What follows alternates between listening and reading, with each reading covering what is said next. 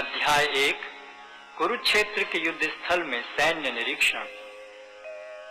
धृतराष्ट्र ने कहा, हे संजय, धर्म भूमि कुरुक्षेत्र में युद्ध की इच्छा से एकत्र हुए मेरे तथा पांडु के पुत्रों ने क्या किया?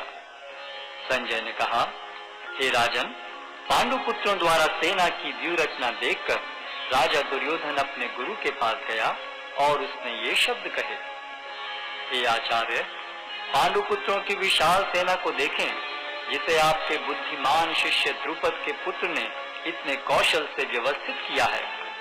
इस सेना में भीम तथा अर्जुन के समान युद्ध करने वाले अनेक वीर धनुर्धर हैं, यथा महारथी युयुधान, विराट तथा द्रुपद।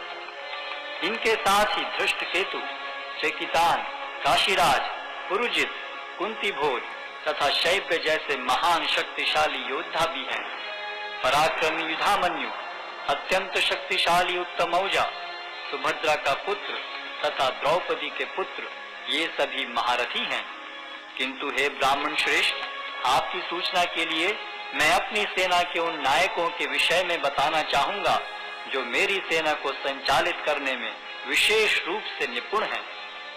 मेरी सेना में स्वयं आप, भीष्म, कर्ण, कृपाचार्य, अश्वत्थामा, विकर्ण तथा सोमदत्त का पुत्र भूरिश्रवा आदि हैं, जो युद्ध में सदैव विजयी रहे हैं।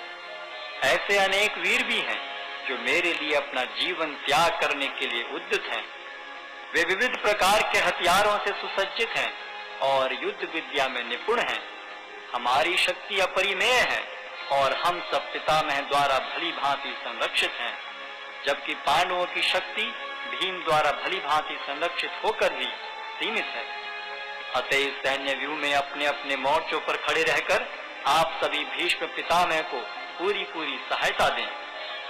तब कुरुवंश के वयोवृद्ध परम प्रतापी एवं वृद्ध पितामह ने सिंह गर्जन की सी ध्वनि करने वाले अपने शंख को उच्च स्वर में बजाया, जिससे दुर्योधन को हर्ष हुआ। तत्पश्चात शंख, नगाड़े, बिगुल, तुरही तथा सिंह सहसा एक साथ बज उठे। वह समवेत स्वर अत्यंत कोलाहलपूर्ण था। दूसरी ओर से श्वेत घोड़ों द्वारा खींचे जाने वाले विशाल रथ पर आसीन कृष्ण तथा अर्जुन ने अपने अपने दिव्य शंख बजाए। भगवान कृष्ण ने अपना पांचजन्य शंख बजाया, अर्जुन ने देवदत्त शंख तथा अति भौजी एवं अति मानवीय कार्य करने वाले भीम ने पौंड्र नामक भयंकर शंख बजाया। हे राजन, कुंती पुत्र राजा युधिष्ठिर ने अपना अनंत विजय नामक शंख बजाया तथा नकुल और सहदेव ने सुघोष एवं मणिपुष्पक शंख बजाए। महान धनुर्धर काशीराज, परम योद्धा शिखंडी, धृष्टद्युम्न, विराट, अजय सात्यकी, द्रुपद, द्रौपदी के पुत्र तथा सुभद्रा के महाबाहु पुत्र आदि सबों ने अपने अपने शंख बजाए। इन विभिन्न शंखों की ध्वनि कोलाहल पूर्ण बन गई, जो आकाश तथा पृथ्वी को शब्दायमान करती हुई धृतराष्ट्र के पुत्रों के हृदय को विदीर्ण करने लगी। उस समय हनुमान से अंकित ध्वजा लगे रथ पर आसीन पांडु पुत्र अर्जुन अपना धनुष उठाकर तीर चलाने के लिए उद्यत हुआ। हे राजन, धृतराष्ट्र के पुत्रों को व्यूह में खड़ा देखकर अर्जुन ने श्री कृष्ण से ये वचन कहे। अर्जुन ने कहा, हे अच्युत, कृपा करके मेरा रथ दोनों सेनाओं के बीच ले चलें, जिससे मैं यहाँ उपस्थित युद्ध की अभिलाषा रखने वालों को और शस्त्रों की इस महान परीक्षा में जिनसे मुझे संघर्ष करना है उन्हें देख सकूं। मुझे उन लोगों को देखने दीजिए जो यहाँ पर धृतराष्ट्र के दुर्बुद्धि पुत्र दुर्योधन को प्रसन्न करने की इच्छा से लड़ने के लिए आए हुए हैं। संजय ने कहा, हे भरतवंशी, अर्जुन द्वारा इस प्रकार संबोधित किए जाने पर भगवान कृष्ण ने दोनों दलों के बीच में उस उत्तम रथ को लाकर खड़ा कर दिया। भीष्म, द्रोण तथा विश्व भर के अन्य समस्त राजाओं के सामने भगवान ने कहा कि हे पार्थ, यहाँ पर एकत्र सारे कुरुओं को देखो।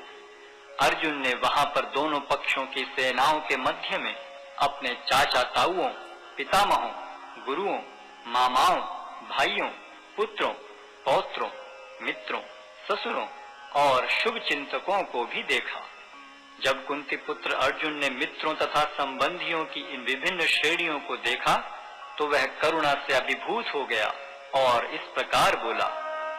अर्जुन ने कहा, हे कृष्ण, इस प्रकार युद्ध की इच्छा रखने वाले अपने मित्रों तथा संबंधियों को अपने समक्ष उपस्थित देखकर मेरे शरीर के अंग कांप रहे हैं और मेरा मुख सूखा जा रहा है। मेरा सारा शरीर कांप रहा है, मेरे रोंगटे खड़े हो रहे हैं, मेरा गांडीव धनुष मेरे हाथ से सरक रहा है और मेरी त्वचा जल रही है। मैं यहाँ अब और अधिक खड़ा रहने में असमर्थ हूँ। मैं अपने को भूल रहा हूँ और मेरा सिर चकरा रहा है। हे कृष्ण, मुझे तो केवल अमंगल के कारण दिख रहे हैं। हे कृष्ण, इस युद्ध में अपने ही स्वजनों का वध करने से न तो मुझे कोई अच्छाई दिखती है और न मैं उससे किसी प्रकार की विजय, राज्य या सुख की इच्छा रखता हूँ। हे गोविंद, हमें राज्य, सुख अथवा इस जीवन से क्या लाभ, क्योंकि जिन सारे लोगों के लिए हम उन्हें चाहते हैं वे ही इस युद्ध भूमि में खड़े हैं।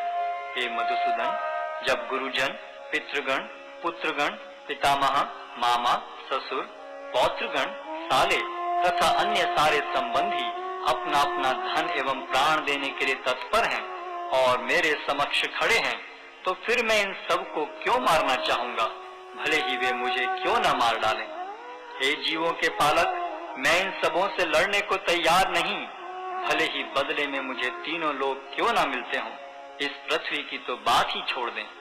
भला धृतराष्ट्र के पुत्रों को मारकर हमें कौन सी प्रसन्नता मिलेगी। यदि हम ऐसे आतताइयों का वध करते हैं तो हम पर पाप चढ़ेगा। अतः यह उचित नहीं होगा कि हम धृतराष्ट्र के पुत्रों तथा उनके मित्रों का वध करें। हे लक्ष्मीपति कृष्ण, इससे हमें क्या लाभ होगा और अपने ही कुटुंबियों को मारकर हम किस प्रकार सुखी हो सकते हैं। हे जनार्दन, यद्यपि लोक से अभिभूत चित्त वाले ये लोग अपने परिवार को मारने या अपने मित्रों से द्रोह करने में कोई दोष नहीं देखते, किंतु हम लोग जो परिवार के विनष्ट करने में अपराध देख सकते हैं, ऐसे पाप कर्मों में क्यों प्रवृत्त हों। कुल का नाश होने पर सनातन कुल परंपरा नष्ट हो जाती है और इस तरह शेष कुल भी अधर्म में प्रवृत्त हो जाता है। हे कृष्ण, जब कुल में अधर्म प्रमुख हो जाता है तो कुल की स्त्रियां दूषित हो जाती हैं और स्त्रीत्व के पतन से हे वृष्णिवंशी अवांछित संतानें उत्पन्न होती हैं। अवांछित संतानों की वृद्धि से निश्चय ही परिवार के लिए तथा पारिवारिक परंपरा को विनष्ट करने वालों के लिए नारकीय जीवन उत्पन्न होता है।